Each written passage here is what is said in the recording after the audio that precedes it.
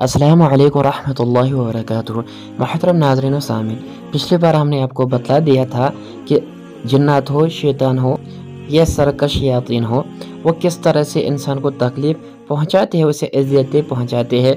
Number एक हमने बोला था, जिसका तज़किरा हमने पिछली वीडियो में किया है, ये चिमट कर इंसान के ऊपर सवार हो जाते हैं और मसलत हो जाते हैं और फिर उन्हें तरह तरह की तकलीफ़ें पहुंचा देते हैं। इंशाल्लाह आज हम दूसरी किस्म चिमटिए बगैर इंसान को किस तरह जन्नात वगैरह इंसान को मुख्तलिफ़ अज़ियतें पहुंचाते हैं और तकलीफ़ पहुंचाते हैं, उसका ज़िक्र करेंगे। और इंशाल्लाह जो ये वसवसे वो डालते हैं दिलो ज़हनों में, उनसे छुटकारे के लिए तरीके भी बतला देंगे ताकि हर कोई इंसान मुसलमान उनसे महफूज रह सके।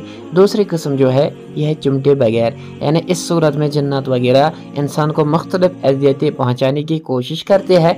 मसलन कभी इंसान की अशिया चोरी हो जाती है, इसलिए बाज़ हमारे घरों में आजकल अगर चोरी होती है तो हमें एक दूसरे के ऊपर शक हो जाता है, हालांकि जन्नात भी ऐसी चोरी किया करते हैं। बहुत से केस मैंने ऐसे देखी भी है।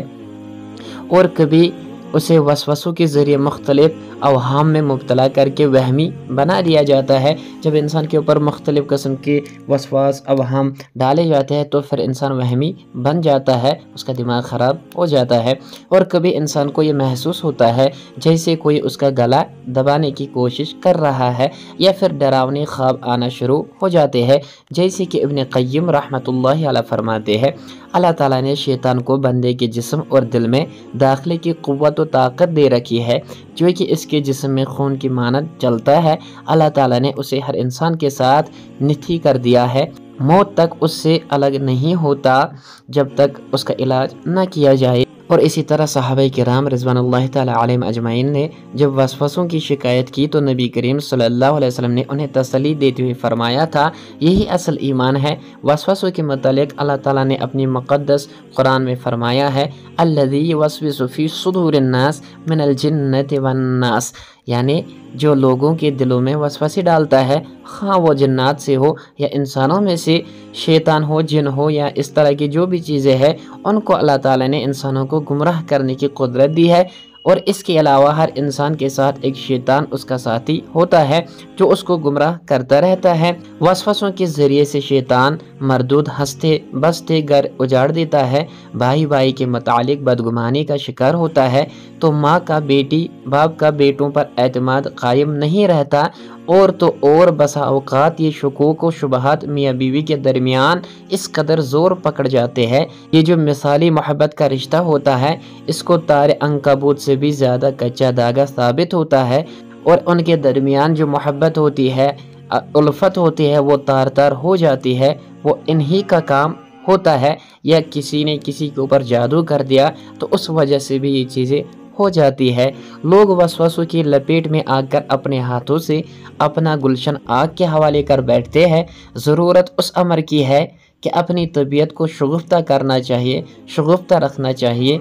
फौरी अक़दाम की बजाय मुस्बत अंदाज में सोचते हुए बात को आगे बढ़ाया जाए, जल्दबाजी में कोई फ़ैसला न लिया जाए। और इसी तरह अगर कोई शख्स आपसे ज़्यादा गुस्सा करता है, गज़ब का मुज़ाहिरा करता है, तो ईंट का जवाब पत्थर से देने के बजाय खामोशी इख्तियार करके बात को मुनासिब अंदाज में ख़त्म कर देना चाहिए, वरना हालात ख़राब हो जाते हैं। उसमें शैतान का ही हाथ होता है, वो भड़काता है एक दूसरे के ख़िलाफ़, फिर मामला बहुत बिगड़ जाता है। और बाज़ औक़ात वो ज़िद की बिना पर आपके ऊपर सहर भी कर देते हैं। यहाँ ये बात भी याद रखनी चाहिए कि वसवसों से घबराहट में मुब्तला होने के बजाय नबी तालीमात के ज़रिए उनका मुकाबला करना चाहिए। वसवसों का आना इंसान के ईमान की दलील है, जिसके नबी पाक सल्लल्लाहु अलैहि वसल्लम ने सहाबा को फरमाया था। और शेख इब्न तैमिया रहमतुल्लाहि अलैह अपने किताबुल ईमान में इसी मौजू के हवाले से रकम तराज है, फरमाते हैं, तालिब इल्म इबादत गुजार लोगों को ऐसे वसवसे और शुबहात आते हैं जो दूसरे लोगों को पेश नहीं आते, क्योंकि दूसरे लोग तो अल्लाह ताला की शरीयत और उसके रास्ते पर चलते ही नहीं है, बल्कि वो तो अपने रब से गाफिल होकर ख्वाहिशात नफ्स की पुजारी बन गए होते हैं। और यही शैतान का मतलूब व मकसूद है। लेकिन इसके बरअक्स जो लोग आम इबादत में अपने रब की तरफ मुतवज्जह होते हैं, शैतान उनका दुश्मन है और वो उन्हें अल्लाह ताला से दूर ले जाना चाहता है। लिहाजा जब भी किसी को परेशान कुन ख्यालात सताए तो लापरवाही या بے احتیاطی کے بجائے ان شیطانی وساوس کو دور کرنے کی فکر کرنا چاہیے۔ انشاءاللہ میں چند باتوں کا تذکرہ کروں گا جن کے ذریعے انسان وسوسوں سے بآسانی چھٹکارا حاصل کر سکتا ہے۔ نمبر 1، وسوسوں کی طرف بالکل دھیان نہیں دینا چاہیے۔ اگر ہم دھیان دیں گے تو پھر زیادہ اور آ جائیں گے۔ نمبر 2، اگر وسوسے زیادہ ستائے تو اہل علم کی طرف رجوع کر لینا چاہیے تاکہ وہ کوئی طریقہ آپ کو بتلا دے۔